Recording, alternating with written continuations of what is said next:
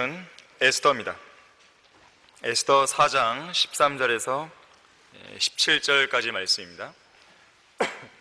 에스더 4장 13절에서 17절까지 말씀입니다.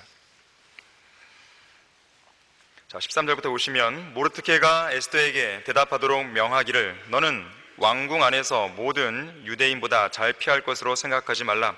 만일 이때에 너까지도 잠잠하면 유예와 구원이 다른 곳으로부터 유대인에게 있겠으나 너와 내 조상의 집은 멸망을 당하리라.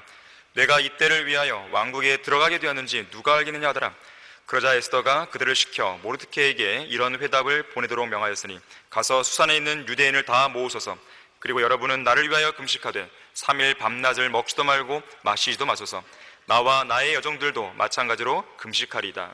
그리고 나서 내가 법을 어기고 왕에게 들어가리니 내가 죽으면 죽으리다 하니라. 그리하여 모르드케가 가서 에스더가 자기에게 명한 대로 행하였더라. 자, 말씀을 위해서 기도하겠습니다. 감사하신 주 하나님 아버지, 화창한 날 주시고 우리에게 아름다운 기념 예배를 드릴 수 있도록 역사해 주셔서 감사를 드립니다. 이 시간 저희들은 말씀에 집중하길 원합니다.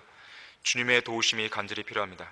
주님께서 우리 가운데 강력하게 역사해 주셔서 오늘 선포되는 이 말씀을 통해 우리의 마음과 생각을 새롭게 변화시켜 주시고 다시 한 번 더 주님께 밀착하고 새롭게 헌신할 수 있는 그런 좋은 계기로 삼을 수 있도록 도와주십시오. 마귀가 어떠한 형태든지 말씀이 우리 마음밭에 떨어지는 것을 방해하지 못하도록 막아주시길 원합니다. 온전히 주님께 부탁드립니다. 주 예수 그리스도 이름으로 기도했습니다. 아멘. 말씀의 제목은 신실하신 하나님의 섭리적인 역사입니다. 신실하신 하나님의 섭리적인 역사라는 제목으로 설교하겠습니다. 이 시간에 에스더 전체를 가지고 설교할 것이지만요, 전체 구절을 다 다루는 게 아니고 설교 제목대로 하나님의 섭리적인 역사가 두드러지게 나타난 4가지 사건을 중심으로 설교를 할 것입니다. 이 에스더는 성경 66권 중에서 가장 별난 책으로 불리게 됩니다. 독특한 책이에요. 왜냐하면 이 책은 성경인데도 불구하고 하나님의 이름이 안 나옵니다. 주의 이름도 안 나와요. 특별하죠. 그런데도 불구하고 에스더가 하나님의 말씀으로서 더욱 빛이 나고 위대해지는 이유는 뭐냐면 하나님의 섭리가 이 책만큼 더욱 두드러지게 나타나는 책을 발견할 수 없기 때문에 그래요. 성경 66권 그 어느 책보다도 하나님의 섭리가 가장 잘 나타나는 책입니다. 비록 하나님의 이름과 주의 이름이 이 책에서 발견되진 않지만 그분의 백성인 이스라엘을 은밀히 돌보시고 보살피시는 하나님의 손길이 우리로 하여금 전율을 느끼게 할 정도로 드러나고 있는 것이에요. 그분의 뜻을 이루시기 위해서 인류의 모든 역사뿐만 아니라 한 개인을 둘러싸고 벌어지는 주변 환경까지도 하나님께서 다스린다는 그 사실, 주관한다는 그 사실이 아주 극명하게 드러나고 있는 책인 것입니다. 그래서 하나님의 존재와 역사를 부인하는 모든 이신론자들, 무신론자들, 진화론자들, 유물론자들, 그들 모두는 이 책 앞에서 입을 다물 수밖에 없어요. 기도가 응답되지 않는다고 불평하거나 하나님께서는 기도에 응답하지 않는다고 그렇게 불만을 쏟아내는 모든 세상적이고 육신적인 성도들의 입도 이 책 앞에서 잠잠하게 될 것입니다. 우리는 에스더 1장부터 10장까지 읽어나갈 때 각 장, 각 페이지를 읽을 때마다 놀랍게 역사하시는 하나님의 손길을 발견할 수 있습니다. 눈에 보이지 않으신 하나님께서는 그분의 이름조차 거명되지 않는 이 책 역사의 중심에 서 계신 거예요. 그 역사의 무대 뒤에서 부지런히 일하고 계신 것입니다. 에스더에는 어떤 기적이 안 나와요. 홍해가 갈라진다든지 물이 피로 변한다든지 하늘에서 불이 내려오고 누군가가 물 위를 걷고 병자가 치유되고 죽은 사람이 살아나고 그런 등등의 기적이나 이적은 찾아볼 수 없어요. 그 대신에 아주 일상적이고 개인적인 상황들 속에서 가장 적절한 타이밍에 누군가가 방 안으로 들어와요. 가장 적절한 시점에 누군가가 자신에게 절을 하지도 경의를 표하지도 않는다는 이유로 매우 분노해합니다. 또 어떤 여인은 가장 적절한 시기에 자신의 남편으로부터 호의를 얻어요. 또 어떤 사람은 잔치에 오라는 초청을 받게 되고 또 어떤 남자는 밤새도록 잠을 이루지 못하는 등 매우 평범하게만 보이는 일상적인 사건들이 이 책에 등장합니다. 하지만 하나님께서는 그 배후에서 역사하시는 가운데 놀라운 섭리적인 손길을 보여주고 계시는 거예요. 우리는 에스더를 읽을 때마다 인류의 모든 역사를 주관하시는 하나님의 섭리적 인도하심을 목도하게 됩니다. 이 책에서 일어나는 사건들 한 장면 한 장면이 여러분의 눈앞에 지나갈 때마다 하나님의 살아계심을 다시 한번 느끼게 되는 것이죠. 그냥 역사는 그냥 흘러가는 게 아니구나, 이거를 여러분들이 알게 되시는 거예요. 더 나아가서는 우리의 모든 인생을 전지전능하신 하나님께 맡겨야겠구나, 이런 확신을 여러분들은 갖게 되는 것입니다. 자, 신실하신 하나님의 섭리적인 역사를 보라. 첫 번째로, 적절한 시기에 왕후 와스티가 폐위가 되어버립니다. 1장에서 그렇죠. 당시의 역사적인 상황은 페르시아가 세계 패권을 장악한 지 30년도 훨씬 넘은 시점입니다. 에스더 1장 1절을 보니까 아하수에로 때의 일이다 그랬어요. 아하수에로. 일반 세속 역사에서는 크세르크세스 1세로 알려져 있어요. 이 사람이 얼마나 강력했냐면 인도에서부터 아프리카에 있는 에티오피아까지 127개의 행정구역으로 분할되는 상당히 광활한 영토를 다스렸던 왕입니다. 자, 그런데 한 번은 이 왕이 잔치를 베풀었어요. 1장 내용을 보니까 잔치의 규모가 얼마나 대단했냐면 4절 보시면 잔치를 베푼 기간이 하루 이틀이 아닙니다. 180일, 무려 6개월 동안 잔치를 벌여요. 자, 그것도 모자라서요, 5절 보니까 7일 더 연장해서 잔치를 베풉니다. 6절과 7절, 7절에서는 이 잔치가 얼마나 화려했는지 그 장식들, 그리고 왕의 부요함이 대대적으로 진열되고 있습니다. 왕은 자랑하고 싶었어요. 이 127개의 지방을 다스리는 귀족들, 현자들, 그들을 모아놓고, 고관들을 모아놓고, 내가 이만큼 강력해, 내가 이만큼 권위가 있고 위세가 있고 부가 있어, 자랑하고 싶었던 것이죠. 그만큼 페르시아의 아하수에로 왕이 지니는 그 위상이라고 하는 것은 하늘을 찌를 듯이 대단했던 것입니다. 자, 그런데 자신의 권세와 부를 대대적으로 과시하는 이 잔치의 마지막 날, 한 나라의 흥망성쇠와 인류의 모든 역사의 판도를 주관하시는 하나님께서는 일상적인 상황에서는 도저히 일어날 수 없는 한 가지 사건을 일으키십니다. 그리고 장차 위기에 빠질 이스라엘 백성을 구하시기 위한 하나의 전기를 마련하시는 거예요. 자, 그 문제의 발단이 10절에서 12절까지 나오게 되는데요, 이 기간이 연장된 7일간의 잔치 마지막 날에 아하수에로 왕이 다른 장소에서 따로 연회를 베풀고 있던 왕후 와스티를 부릅니다.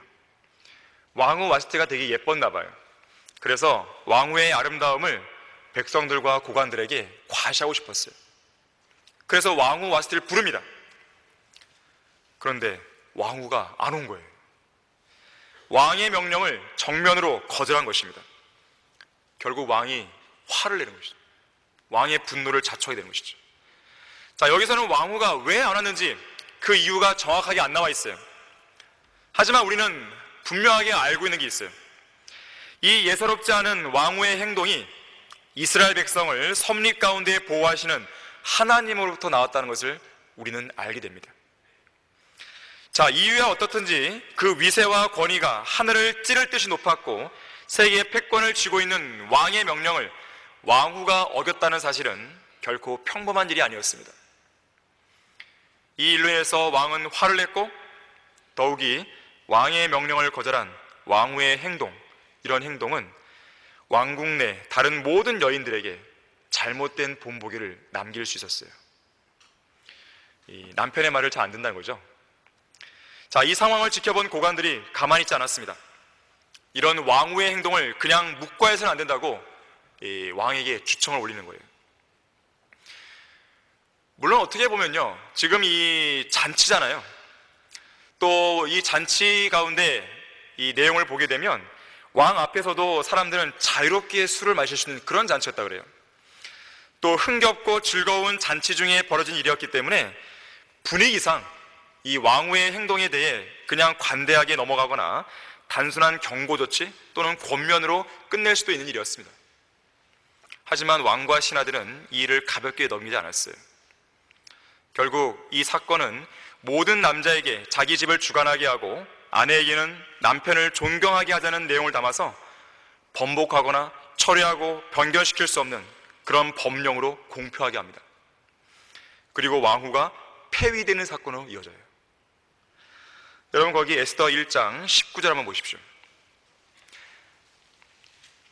왕께서 좋게 여기신다면 왕명을 내리시어 페르시아인들과 메대인들의 법률 가운데 기록하게 하고 변경시키지 못하게 하여 와스티로 다시는 아하수에로 왕 앞에 오지 못하게 하고 왕께서는 그녀의 왕후의 지위를 그녀보다 나은 다른 사람에게 주소서. 자, 가만히 보게 되면 사실 이런 불미스러운 일은요, 잔치가 180일의 기간으로 끝났다면 일어나지 않을 수 있었어요. 그런데 잔치가 7일간 더 연장된 거예요. 그것도 다른 날도 아닌 그 기간의 마지막 날에 왕은 술로 마음이 더욱 즐거운 상태에서 왕후에게 오라고 명령했고 왕후는 명령에 불순종한 것이에요. 왜 하필 잔치 기간이 더 연장되었을까요? 왜 하필 특별한 이유도 없이 왕후는 잔치에 오기를 거절한 것일까요? 왕의 명령이니까 어떤 이유를 불문하고 왔어야 되잖아요. 근데 왜 안 왔을까요? 자, 어쨌든 결과적으로는 왕후는 오지 않았고 왕은 화가 났고 왕후 와스티는 폐위되어 버립니다. 결국 이 사건은 다음 2장에서 보게 되면 에스더가 왕후로 간택될 수 있는 계기를 마련하게 되는 것이죠. 과연 이런 일련의 사건들이 우연히 일어났겠습니까? 과연 이런 사건들이 하나님께서 전혀 개입하지 않는 가운데 그저 한 나라의 역사에서 인간들 사이에 우연히 일어날 수 있는 그런 일이라고 치부할 수 있겠습니까? 결코 그렇지가 않아요. 하나님께서는 이 모든 역사적인 사건들을 우연히 진행시키는 분이 아닙니다. 분명한 목적과 의도를 가지고 인류의 역사와 한 나라의 역사를 주관해 나가신다는 사실을 우리는 항상 유념할 수 있어야 돼요.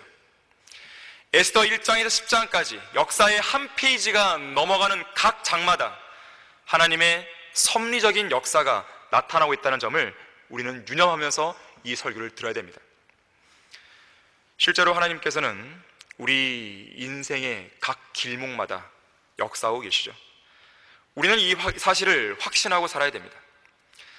우리가 살고 있는 이 교회 시대는 믿음의 시대예요. 보지 않고 믿는 자들은 복이 있다고 그렇게 인정받는 시대예요. 비록 주님께서 우리 눈에 보이도록 나타나 계시진 않지만 또한 구약에서 자주 볼 수 있었던 기적과 이적이 나타나는 것도 아니지만 하나님께서는 우리 눈에 보일 만큼 우리 손으로 만질 수 있을 만큼 놀랍도록 역사하고 계신 거예요. 이 자리에 앉아있는 여러분이 바로 그 증인들입니다. 우리가 이 자리에 앉아있다는 것만으로도 우리는 하나님의 살아계심을 느낄 수 있는 것이죠. 우리를 인도하시는 하나님의 섭리적인 인도하심은 믿음의 눈을 뜨지 않고서는 결코 볼 수 없는 것입니다. 신실하신 하나님의 섭리적인 역사를 보라. 두 번째로, 적절한 시기에 에스더 2장에서 유대 여인 에스더가 왕후의 자리에 오르게 됩니다. 두 번째 사건이에요. 왕후 와스티가 폐위된 일로 상당히 어수선해진 왕궁 안에는 새로운 왕후를 뽑아야 한다는 필요성이 대두가 됩니다. 2장 2절에서 4절 말씀을 보니까 이 일을 위해서 임명된 관료들이 페르시아 전역을 다녀요. 그리고 아름답고 젊은 처녀들을 끌어모았습니다. 그리고 그렇게 모아진 여인들을 왕을 위해 여인들을 준비시키는 이 헤게라고 하는 이름의 내시의 관리 밑에 있게 됩니다. 자, 그렇게 모인 처녀들 중에 에스더라고 하는 이름의 한 유대인 처녀가 있었어요. 7절에 보니까 그녀의 아버지와 어머니는 이미 돌아가신 상태입니다. 다시 말하자면 고아예요. 그렇게 고아가 된 에스더를 사촌 오빠인 모르드케가 양녀로 삼아서 친딸처럼 길렀던 것이죠. 자, 그런 에스더가 이제 하나님의 섭리적인 역사 속에서 페르시아 왕궁으로 인도가 됩니다. 자, 에스더 2장 8절과 9절을 보겠습니다. 그리하여 왕의 명령과 칙령이 전달되자 많은 처녀들이 수산궁으로 헤게의 관리하에 모였으며 에스더도 왕궁으로 인도되어 그녀의 주관자 헤게의 관리하에 있었더라. 자, 그런데 잘 보십시오. 그 소녀가 그를 기쁘게 하였고 그녀가 그로부터 친절을 얻은지라.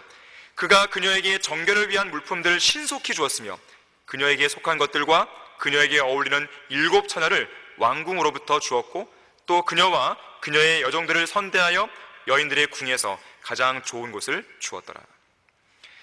자, 지금 에스더가 왕궁으로 인도되는 이 과정을 주의 깊게 살펴보면 하나님의 섭리적인 손길이 이 사건 배후에서 얼마나 빠르고 신속하고 정확하게 또 얼마나 강력하고 주도 면밀하게 역사하고 있는지 엿볼 수 있게 됩니다. 하나님께서는 이 궁녀들을 주관하는 내시 헤게의 마음을 움직이셨어요. 왕궁으로 인도된 수백 명의 다른 젊은 여인들보다도 에스더에게 더 호의를 보일 수 있도록 역사하신 것입니다. 우연이 아니에요. 자, 바빌론 포로로 잡혀온 유대인의 후손으로서 그 누구에게도 주목받지 못한 채 그저 평범하게 살다가 인생을 마감할 수 있었던 한 소녀가 장차 위기에 빠질 이스라엘 백성을 구원할 한 사람으로서 어떻게 세워지고 있는지, 우리는 그 준비 과정에서 전능하신 하나님께서 어떻게 이 모든 상황을 주관하셨는지 주목할 필요가 있습니다. 특히 9절에서 사용된 단어들을 주목해 보세요. 심상치가 않습니다. 헤게는 에스더에게 친절을 베풀었어요. 필요한 물품들을 주는데 신속하게 줬습니다. 그녀와 그녀의 여종들을 선대했고요, 여인들의 궁에서 가장 좋은 장소를 줬다 그래요. 단 한 명의 왕후를 선발해야 하는 이 수백 대 1의 경쟁 속에서 하나님께서는 아주 평범한 유대 소녀이자 포로들의 후손이었던 에스더에게 헤게의 마음, 궁녀를 다루는 이 내시의 마음이 쏠리게 한 것이에요. 자, 헤게의 입장에서 보면요, 이곳으로 인도된 수백 명의 다른 젊은 여인들보다도 에스더에게 큰 호의를 베풀 이유가 없었습니다. 하지만 하나님께서는 그렇게 하도록 역사하신 거예요. 하나님께서 하시면 하시는 겁니다. 이것은 결코 우연이 아니에요. 하나님의 의도대로 모든 일들이 착착 진행되고 있었던 것이죠. 장차 등장할 이스라엘의 대적인 하만, 이 하만에 의해서 민족 전체가 생존을 위협받는 절체절명의 위기 속에서 당대의 유대인들은 그래도 높은 지위에 앉아서 왕의 주의를 끌어줄 만한 누군가가 절실히 필요했을 것입니다. 그래서 하나님께서는 왕후가 되기 위해 모인 이 젊은 여인들의 무리 속으로 고아로 남겨진 유대인 소녀를 들여보내신 거예요. 자, 하지만 생각해 보십시오. 고아로서, 포로된 신세로서 돈도 없고 형편도 변변치 않았을 에스더에게 다른 경쟁자들을 능가할 수 있을 만큼의 화려한 몸치장과 몸단장에 필요한 향수나 화장품을 살 돈이 어디 있겠어요? 그녀에게는 머리나 손톱을 손질해 줄 사람도 없었습니다. 오늘날로 보자면 학력, 학점, 토익 점수, 유학 경험, 언어 연수, 인턴 경험, 엄치나 뒷바라지해주는 부모의 경제력, 자, 이렇다 할 스펙이라고는 전혀 찾아볼 수 없는 그런 여인이 바로 에스더였습니다. 하지만 이 궁정 내시가 에스더를 바라봤을 때 하나님께서는 그 순간 그 사람의 마음을 움직이시는 거예요.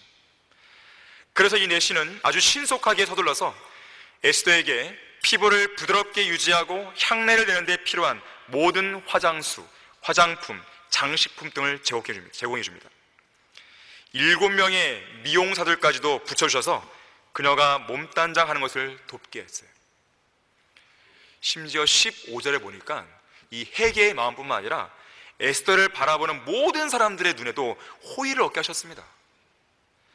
그야말로 왕후가 되게 하시기 위한 완벽한 상황을 하나님께서 주관하신 거예요. 이보다 더 좋은 환경을 마련해 주지 못하는 것이죠. 결국 에스더는 젊고 아름다운 수많은 여인들 가운데 최고의 아름다운 자태를 뽐내게 됩니다.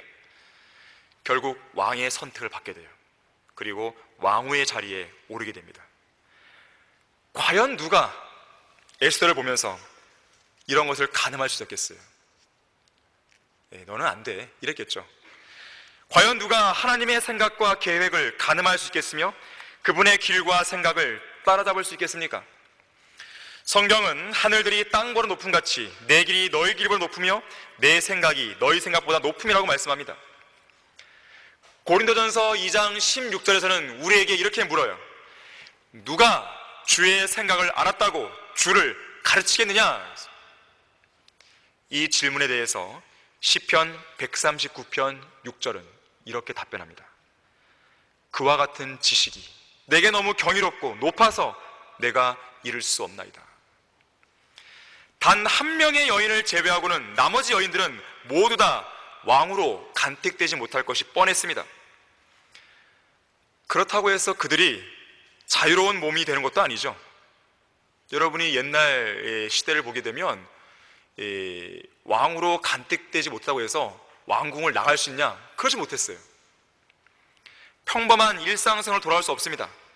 평생 왕의 첩이 돼서 남은 한평생을 후궁들 사이에 지내야 했던 것이죠. 처음에 단 한 번 왕으로부터 호의를 얻지 못하면 그 이후는 자유로운 삶이 보장되지 못했습니다. 이 궁정에 모인 젊은 여인들은 단 한 번의 기회를 놓치면 그야말로 평생 동안 여자다운 인생을 제대로 꽃피우지도 못하고 인생을 마감한다는 것을 잘 알았어요.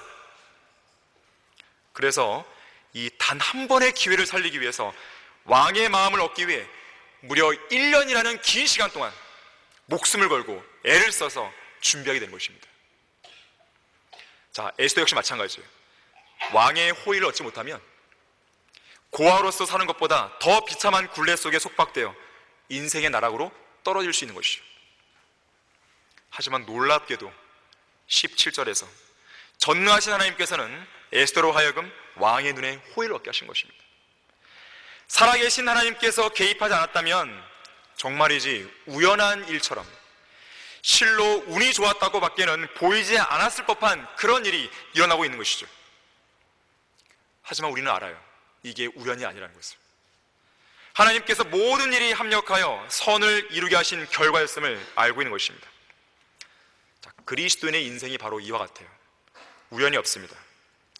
우리의 인생은 하나님의 섭리적인 역사가 낳은 모든 사건들 하나하나가 모인 집합체예요. 여러분이 한번 오늘 집에 가셔서요, 우리가 기념 예배도 드리고 있으니까 한번 집에 가셔서 한번 곰곰이 여러분이 이 자리에 앉아있기까지 하나님께서 어떻게 인도해 주셨는지 한번 돌아보십시오. 그럼 여러분들이 한 가지 발견할 수 있는 것은 우연이 아니구나, 모든 일이 합력하여 이루어진 그런 사건들의 집합체구나, 이걸 여러분들이 깨닫게 되실 거예요. 그걸 알았다면 그 성도는 성숙한 성도입니다. 신실하신 하나님의 섭리적인 역사를 보라. 세 번째로, 적절한 시기에 모르드케가 왕의 목숨을 구하게 됩니다. 당시에 영모 사건이 일어났어요. 왕의 두 문지기였던 테레스와 빅단이 아하수에로 왕에 대한 암살 음모를 꾸미게 됩니다. 그런데 거기 2장 19절을 보니까 아주 절묘한 타이밍에 모르드케가 왕의 문에 앉아서 왕의 업무를 맡고 있었어요. 그리고 이 문지기들의 음모를 알아차리게 됩니다. 궁 안에 있는 수많은 관료들과 신하들 가운데 유독 유대인이었던 모르드케가 알게 된 것을 어떻게 우연히 벌어진 일이라고 말할 수 있겠어요? 모르드케는 이 음모를 에스더에게 말했습니다. 에스더는 모르드케의 이름으로 이 영모를 왕에게 알려요. 결국 테레스와 빅단은 이 살인 음모 때문에 교수왕에 처하게 됩니다. 모르드케는 1등 공신이 된 거예요. 자, 거기 23절 보세요. 2장 23절. 그 일을 조사하여 발견되었으므로 그들이 모두 나무에 매달렸고 그 일이 왕 앞에서 역대기에 기록되었더라. 자, 여기에서 중요한 게 있습니다.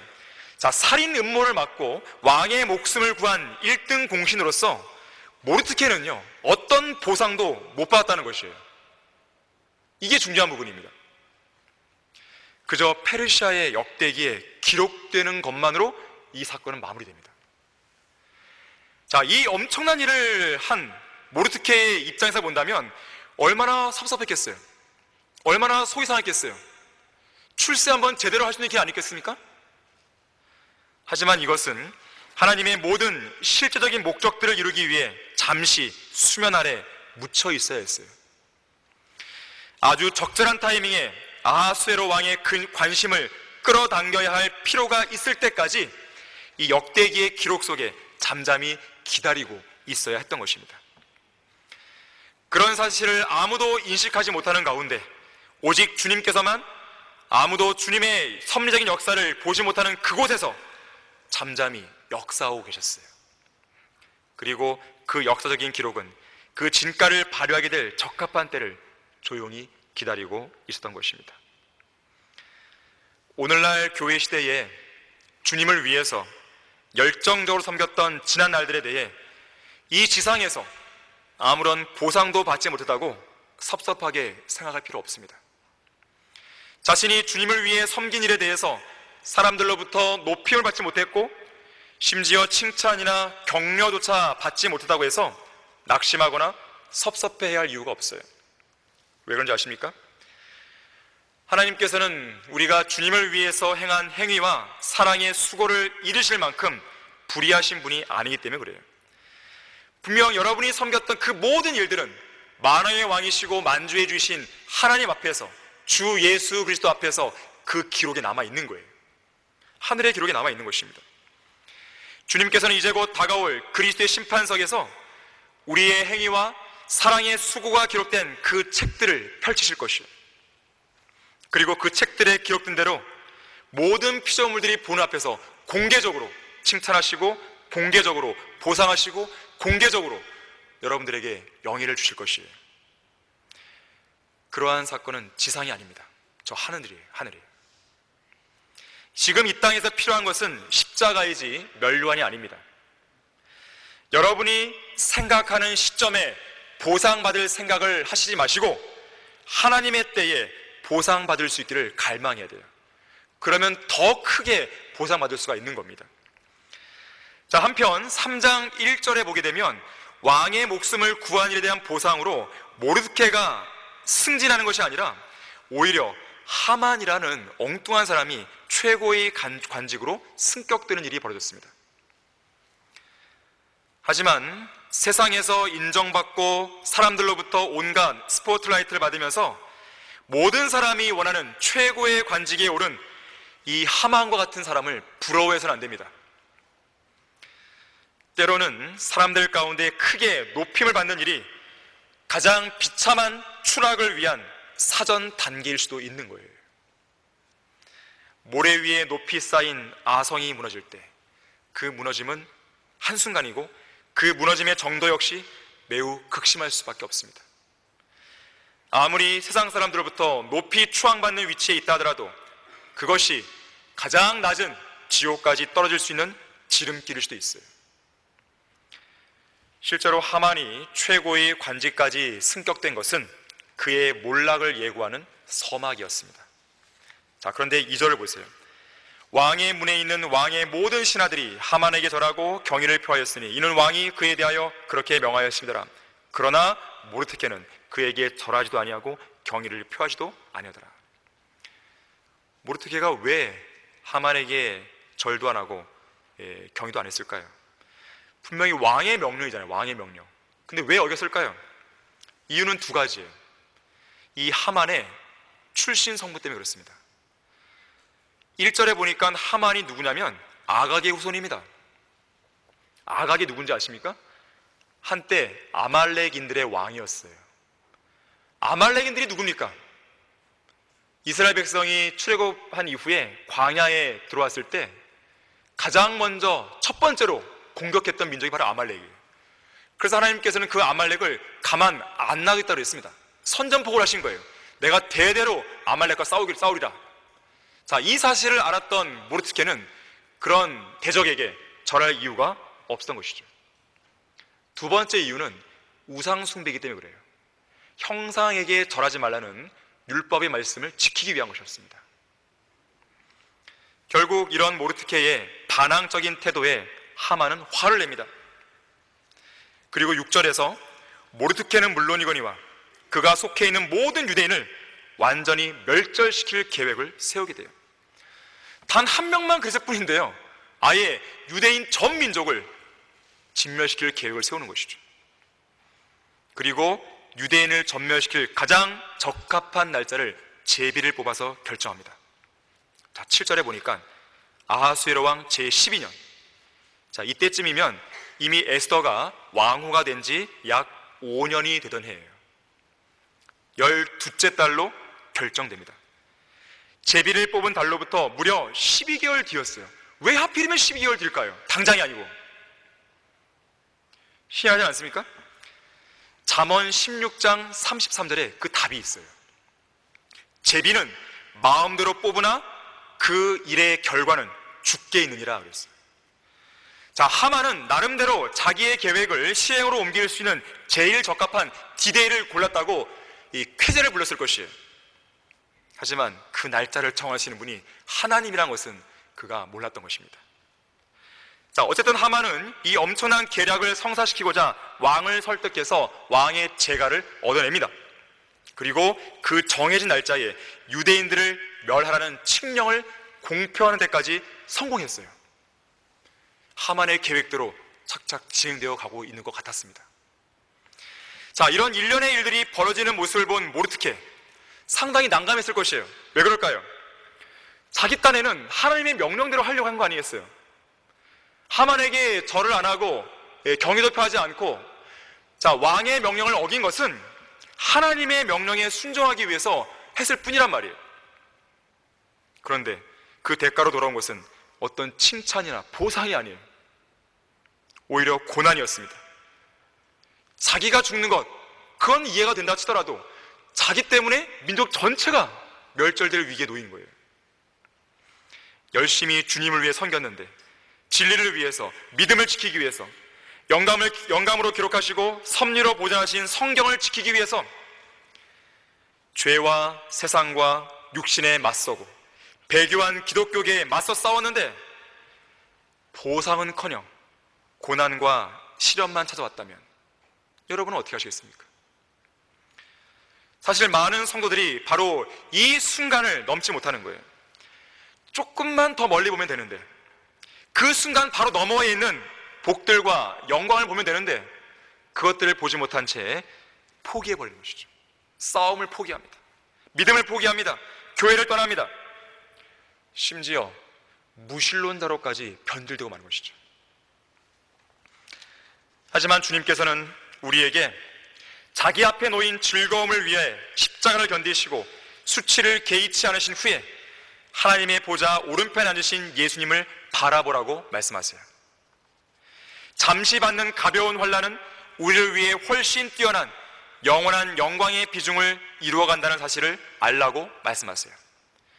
잠깐 눈앞에 보이는 고난, 바로 너머에 있는 눈에 보이지 않는 영원한 영광을 믿음으로 바라보라고 명령하십니다. 특히 하나님께서 우리에게 고난을 허락했다면 그 고난을 해결하실 수 있는 분도 하나님이라는 것을 믿어야 돼요. 자, 문제는 고난과 역경이 닥친 그 상황 자체가 아니에요. 어떠한 상황에서도 내가 주님을 향한 온전한 믿음이 나에게 있는가, 이게 중요합니다. 자, 신실하신 하나님의 섭리적인 역사를 보라. 마지막 네 번째로, 적절한 시기에 아하수에로 왕은 잠을 이루지 못합니다. 자, 15절에서요, 방금 읽었던 3장 15절에서 유대인들을 진멸시키라는 왕의 칙서가 페르시아 전역에 전달되었을 때 수산궁은 물론 온 성읍이 어수선해집니다. 자, 이러한 고난에 직면한 모르드케, 가만히 있을 수 없죠. 4장 1절에서 3절을 보니까 옷을 찢습니다. 굵은 베옷을 입습니다. 죄를 뒤집어 쓰고 큰 슬픔에 잠깁니다. 자기 때문에 민족이 전멸할 위기에 놓인 거예요. 큰 슬픔에 잠겼어요. 자, 왕후인 에스더는 처음에 왜 그런지 몰랐어요. 하지만 나중에 모르드케를 통해서 전후 사정을 듣게 됩니다. 그리고 모르드케는 에스더에게 이 절체절명의 민족적 위기 속에서 그녀가 해야 할 임무를 당부하게 됩니다. 그게 뭐였을까요?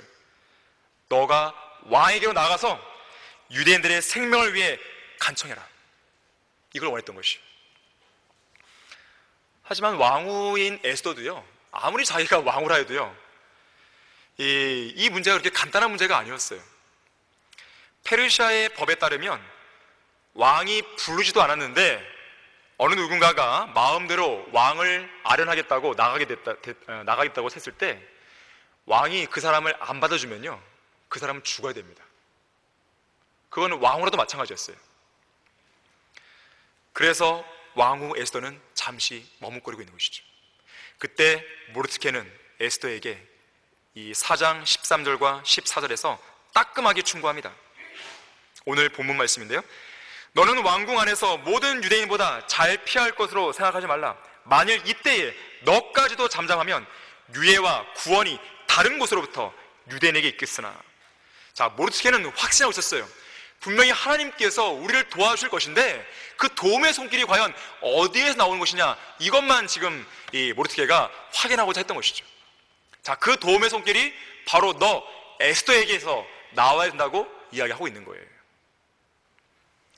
유대인에게 있겠으나 너와 내 조상의 집은 멸망을 당하리라. 내가 이때를 위하여 왕국에 들어가게 되는지 누가 알겠느냐. 자, 모르드케의 말은 100번 옳았어요. 바로 이때를 위해서 에스더가 왕후가 된 것입니다. 바로 이 목적을 위해서 그 불가능한 경쟁률, 수백 대의 경쟁을 뚫고 하나님께서는 에스더를 왕후의 자리에 앉혀놓으신 거예요. 바로 이 시기를 위해서요. 하나님의 섭리적인 목적이 바로 여기에 집중되어 있었어요. 에스더는 선택해야 됐습니다. 하나님을 위해서, 자신의 동족을 위해서 목숨을 걸어야 하는 아주 중대한 선택을 해야 했습니다. 자, 에스더는 용기를 발휘했어요. 목숨을 거는 위대한 용기를 발휘합니다. 16절, 17절 보십시오. 가서 수산에 있는 유대인을 다 모으소서. 그리고 여러분은 나를 위하여 금식하되 3일 밤낮을 먹지도 말고 마시지도 마소서. 나와 나의 여러분들도 마찬가지로 금식하리다. 그리고 나서 내가 법을 어기고, 페르시아의 그 법을 어기고 왕에게 들어가리니 내가 죽으면 죽으리다 하니라. 그리하여 모르드케가 가서 에스더가 자기에게 명한 대로 행하였더라. 자, 3일이라는 기간이 주어졌습니다. 자, 이 기간은 금식하는 가운데 하나님께 간절히 매달리며 기도하기 위한 기간이었어요. 자, 눈앞에 확실하게 보이는 것은 아무것도 없었습니다. 그 누구도 이 일이 성공할 수 있을 거야 장담하지 못했어요. 그저 에스더는 바로 이때를 위해서 왕후가 되었을 수도 있다라는 하나님의 섭리적인 인도하심에 자신을 내어 맡기기로 결정합니다. 모든 상황은 하나님이 주관하세요. 그래서 주님께서 어떤 일로 인도하시든지 어떤 일이 옳은 일이라면 반드시 용기 있게 행할 수 있어야 돼요. 지금 하고 있는 일이 어떤 결과를 가져올지 모를 수 있습니다. 하지만 주님께서 하라고 하신 일이라면 무엇이든지 기꺼이 행해야 돼요. 그 결과가 어떻든지 간에 하나님께 맡기고 그 옳은 일을 해야 되는 것입니다. 자, 상황이 어떻게 돌아갈지 모르는 이 급박한 상황 속에서 에스더는 신중함을 잃지 않았어요. 특히나 중보 기도를 요청하며 자신이 해야 할 바를 하기 위해 목숨을 내걸었을 뿐이에요. 이렇게 목숨을 건 결단 있는 행동은 효과가 있었습니다. 사실 모든 일을 섭리적으로 주관하신 하나님께서 에스더에게 원하신 것도 그러한 용기 있는 믿음과 결단이었을 것이에요. 자, 5장 1절에서 3절을 보니까 죽으면 죽으리라는 자세로 왕 앞으로 나아간 에스더는 죽지 않았어요. 효과가 있었습니다. 하나님의 섭리적인 인도하심 속에서 이번에도 왕의 호의와 은총을 얻어내는데 성공하게 됩니다. 기도의 응답이에요. 누군가가 말했듯이 기도는 어두움 속에서 하나님을 볼 수 있는 거울이에요. 하나님의 말씀인 성경이 우리의 어두운 길을 환하게 비춰주는 등불이라면 기도는 어두운 인생길에서 우리를 인도하시는 분이 누구이신가를 확실하게 보여주는 거울입니다. 자, 그리스도인은 어떤 상황에서도 담대하게 행해야 되는데 담대하게 행할 수 있는 조건이 바로 이 두 가지예요. 하나님의 말씀을 온전히 믿고 신뢰할 때, 그리고 기도의 응답을 받고 있을 때. 이런 성도에게는 두려울 게 없어요. 거칠 게 없습니다.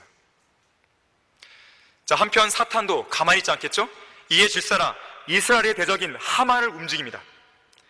5장 14절에 보니까 그의 눈에 꼴사납게 행동하는 모르드케의 목을 매달기 위한 교수대를 준비해요. 한 발 앞서서 움직이려고 하는 것이죠. 사탄의 계략입니다. 심지어 하만은 6장 4절에서 모르드케를 교수대에 매달아 죽이기 위한 허락을 받기 위해서 왕에게 나아갑니다. 자, 어떤 게 먼저 될지 아무도 모르는 그런 상황이에요. 그런데 극적인 반전의 역사가 바로 그날 밤에 이루어집니다. 사실상 이미 모든 역사의 배후에서 모든 것들을 주관하신 하나님께서는 이러한 모든 것이 이렇게 극적으로 일어날 수밖에 없도록 계획해 오신 거예요. 다만 성도들에게는 믿음이 필요할 뿐이에요. 어쩌다 그렇게 됐겠지, 그렇게 보일지는 모르겠지만 그건 믿음이 없는 성도들이 하는 말이에요. 자, 믿음 있는 성도들은 그렇게 말하지 않습니다. 하나님의 역사입니다. 극적인 반전이었을 때 어쩌다가 우연히 일어난 게 아니라 하나님께서 하신 일입니다. 이렇게 고백할 수 있어야 되는 것이죠. 이처럼 우리가 하나님의 섭리적인 역사, 섭리적인 인도하심, 이러한 주제를 가감없이 다룰 수 있는 이유가 무엇일까요?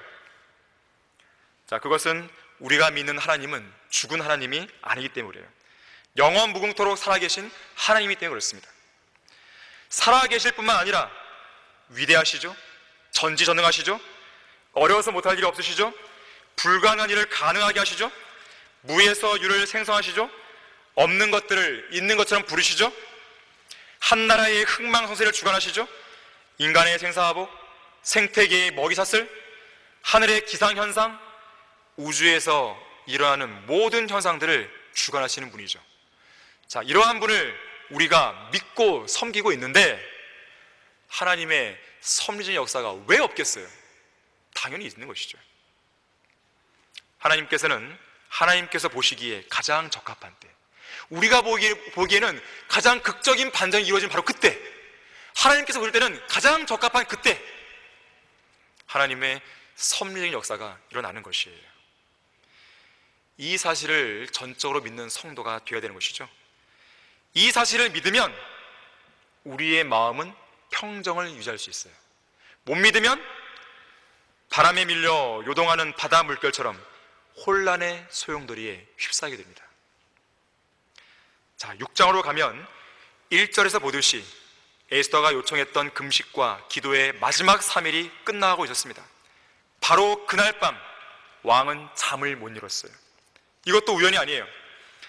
어떤 사람들은 아하수에로가 잠을 못 이룬 이유에 대해서 아마 소화불량에 걸렸을 거야, 위장이 불편했을 거야, 어떤 걱정거리가 있었을 거야, 그냥 하나님의 뜻이겠지, 이런 막연하게 어떤 온갖 이유를 갖다 붙여요. 하지만 우리는 뭔지 알아요. 누군가가 기도하고 있기 때문에 그래요. 지금 1절 말씀은 3일 기간의 금식 기간 중에서 셋째 날 마지막 밤에 있었던 상황이에요. 효과적이고 열렬한 기도는 역사하는 힘이 너무나 커서 누군가의 잠을 못 이루게 할 정도의 능력이 있습니다. 잠을 청하기 위해 아하수에로 왕이 선택한 방법은 역대기의 기록을 읽는 것이었습니다. 기도가 그렇게 만들어준 것이죠. 다시 말하자면 이제 때가 된 거예요. 아까 서두에 에스더 2장 끝에서 그 적절한 시기를 기다리며 잠잠히 묻혀 있어야 했던 역사적인 기록이 이제 수면으로 올라올 때가 된 거예요. 자, 그 기록이 뭘까요? 모르드케가 보상받지 못했던 일입니다. 왕은 신하들이 읽어주는 역대 기록을 들으면서 에스더 2장에서 벌어졌던 자기 자신에 대한 암살 미수사건을 접하게 됩니다. 유독 그 사건이 왕의 귀에 들어왔고 왕은 이 암살로부터 자신의 목숨을 구해준 모르드케에게 어떠한 영예와 어떠한 직위와 어떠한 보상이 베풀어졌는지 묻습니다.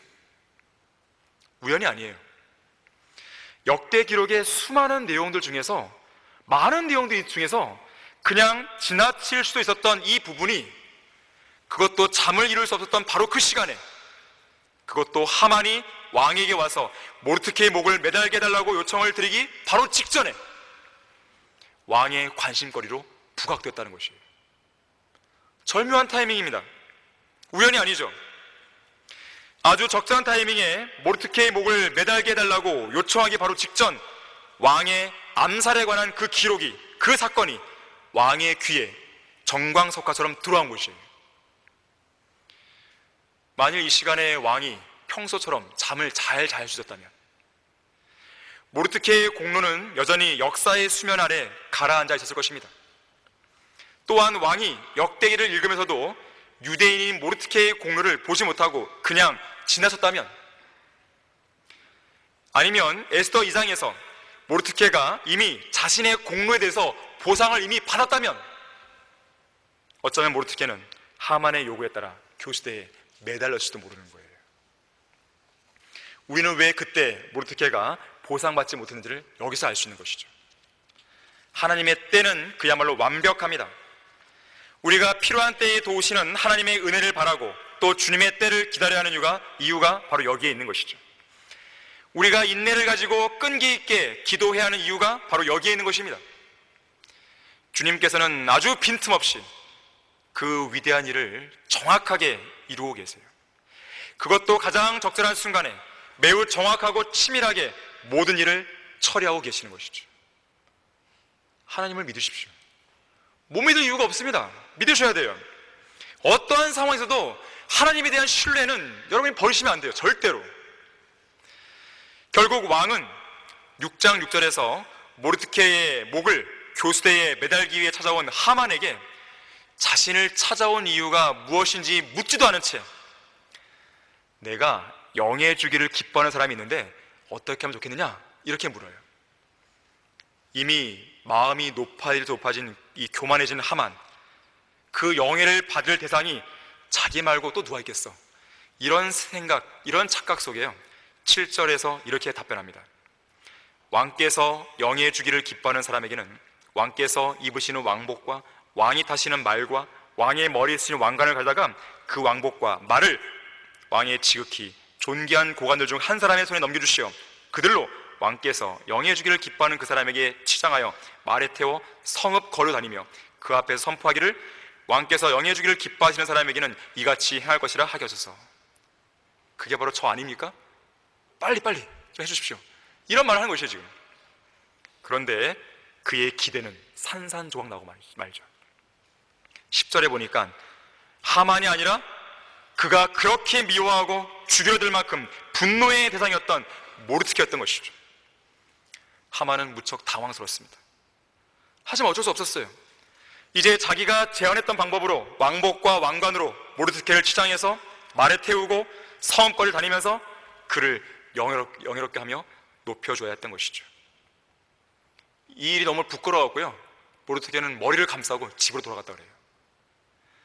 결론을 맺겠습니다. 이 일을 계기로 하만은 한없이 몰락하기 시작합니다. 아하스웨로 왕은 하만이 진멸시켰던 민족이 유대인이라는 사실을 이제 알게 되는 것이죠. 특히나 유대인이 자신의 왕후 에스더의 민족이었다는 것도 이제 알게 됩니다. 사실 아하스웨로는 이때까지도요 왕후이자 자신의 아내였던 에스더가 유대인이라는 것도 몰랐어요. 왜 그런지 아십니까? 에스더가 모르드케의 명령에 따라 자신의 국적을 비밀로 했기 때문에 그렇습니다. 근데 이것도 우연이 아니에요. 자, 생각해 보십시오. 아무리 아내가 비밀로 했다 하더라도 에스더와 결혼한 지 5년이 넘었어요. 5년이. 아무리 무심해도 그렇죠. 자기 아내가 어떤 출신인지 그것도 몰라요? 하지만 우리는 이렇게 에스더가 유대인이었다는 사실이 지난 5년 동안 철저하게 비밀에 붙여졌던 그 원인, 우연이 아닌 거예요. 하나님께서 그렇게 만드신 겁니다. 그리고 결정적인 이 순간에 드러나게 하신 것이에요. 만일에 하만이 에스더가 유대인인 줄 진작 알았다면 가만히 있었겠습니까? 어떻게든지 에스더를 쫓아내기 위해서, 폐위시키기 위해서 또 다른 계략을 부렸겠죠. 하지만 철저하게 비밀에 붙여진 것입니다. 특히나 에스더와 모르드케가 가까운 친척 관계인 것도 몰랐잖아요. 하만의 머릿속 계산에는 에스더에 대한 정보가 전혀 없었습니다. 우연한 일이 아니죠. 하나님의 인도하심입니다. 결국 하만의 집안은 몰락해요. 페르시아 전역에서 하만의 편에 서서 이스라엘 대적한 75,800명의 원수들이 죽임을 당하게 됩니다. 그리고 에스더는 이렇게 결론을 맺고 있어요. 우리 다 같이 에스더 10장 3절을 보십시오. 유대인 모르드케가 아하수에로 왕의 다음이 되고 유대인 중에서 위대하게 되었으며 그의 많은 형제들에게서 인정받고 그의 백성의 이익을 구하였으며 그의 모든 씨에게 화평을 말하였더라. 자, 우리는 하나님의 섭리적인 인도하심 가운데 살아왔고 또 지금 이 자리에 앉아있는 것도 하나님의 섭리적인 인도하심의 결과입니다.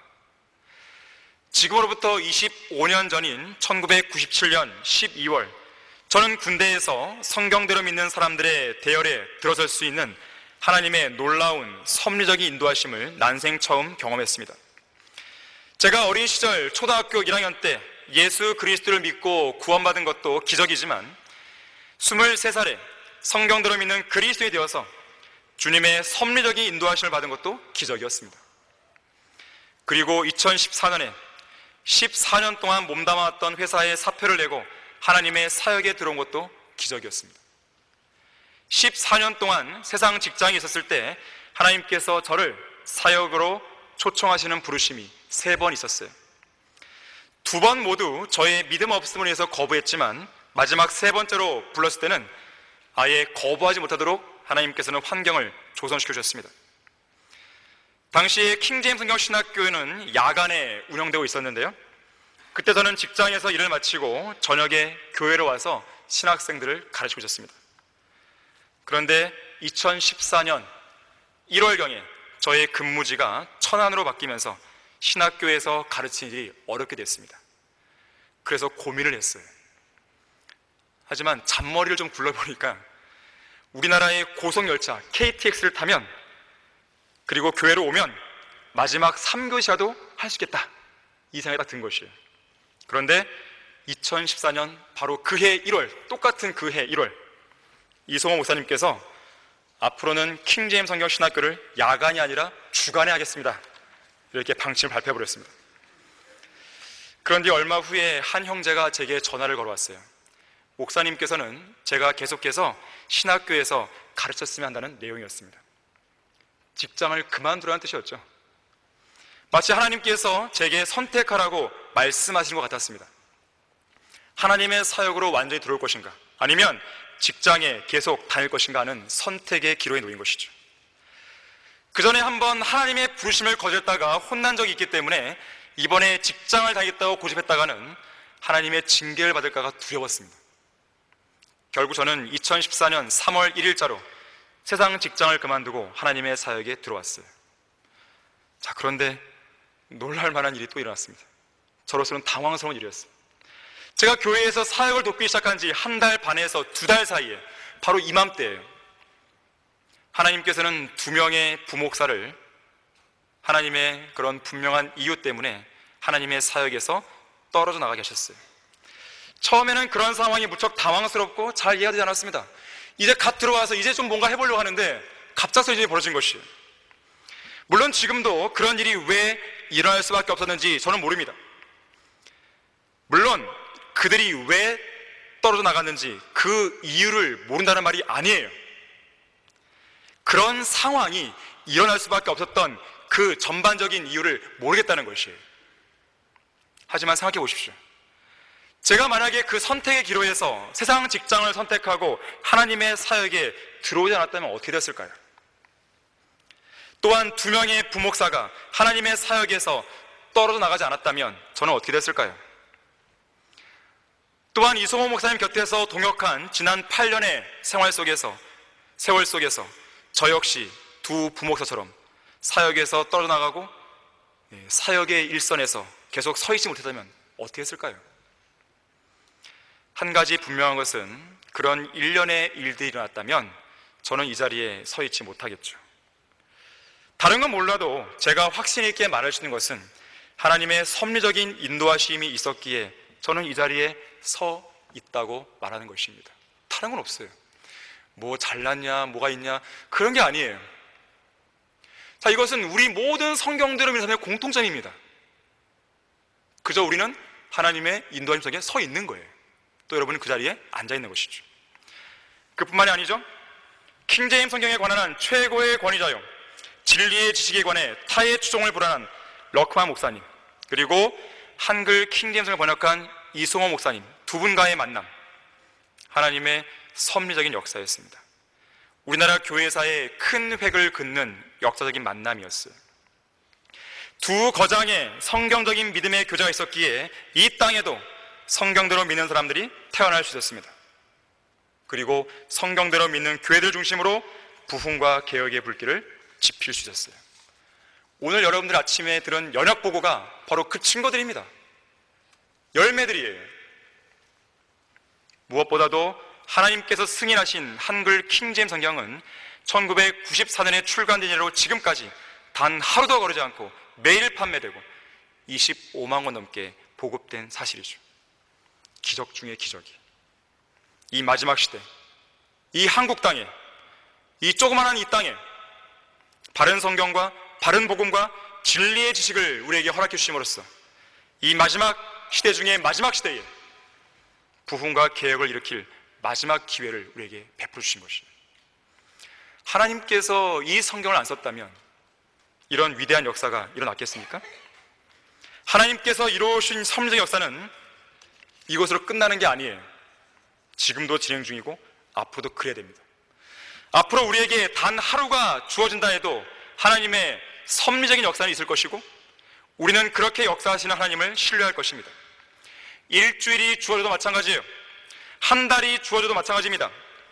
1년이, 3년이, 5년이, 10년이, 아니 30년이 또 주어진다 해도 하나님을 향한 우리 교회의 믿음과 신뢰는 변해서는 안 돼요.